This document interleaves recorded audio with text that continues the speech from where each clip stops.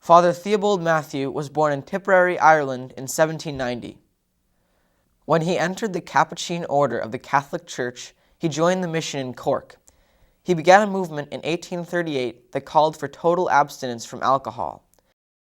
Unlike other temperance movements that had not met with much success, Father Mathew concentrated his efforts on the poor, whom others had decided were unredeemable. Father Mathew was able to persuade tens of thousands of his followers to give up alcohol. Within 9 months of beginning his crusade, he had signed up 150,000 people, all of whom took the following pledge.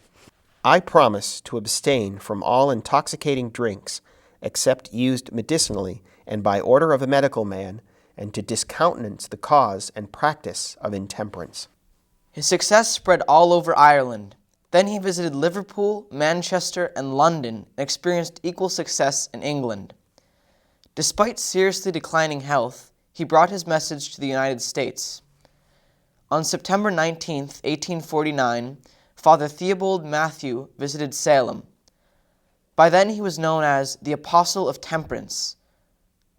As it was in every city he visited, a huge turnout greeted him. He was the invited guest in the home of the mayor, Nathaniel Silsby Jr., who had himself taken the pledge.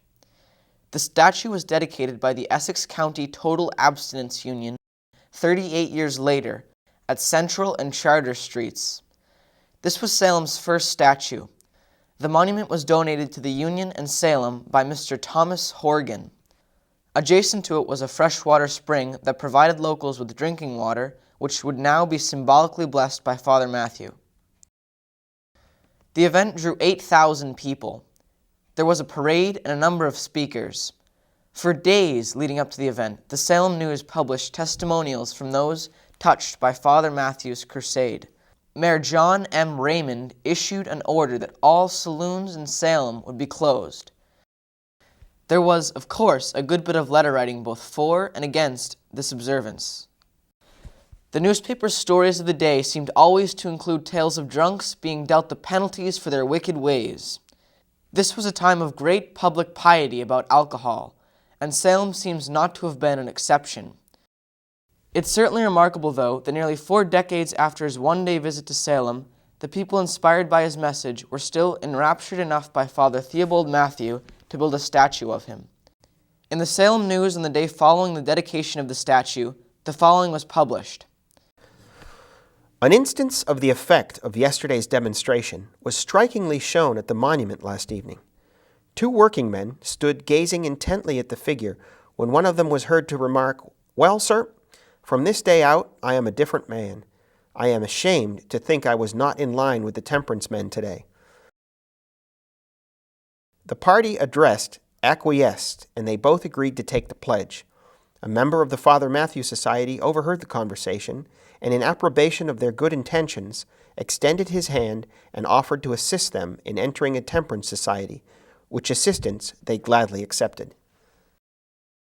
As he was leaving the United States, Father Mathew announced he had signed on 600,000 followers in the States. There are also statues of the Apostle of Temperance in Cork and Dublin in Ireland and in Philadelphia, Pennsylvania. In 1916, it was determined that the statue in Salem was a hazard to automobile traffic, and it was moved to its current location at Derby Street and Hawthorne, in what is known as Bertram Park, for Captain John Bertram, whose mansion on Essex Street now houses the public library. It was moved again, centered within the triangle, in 1920, according to City Document Number 14 in the city records for that year.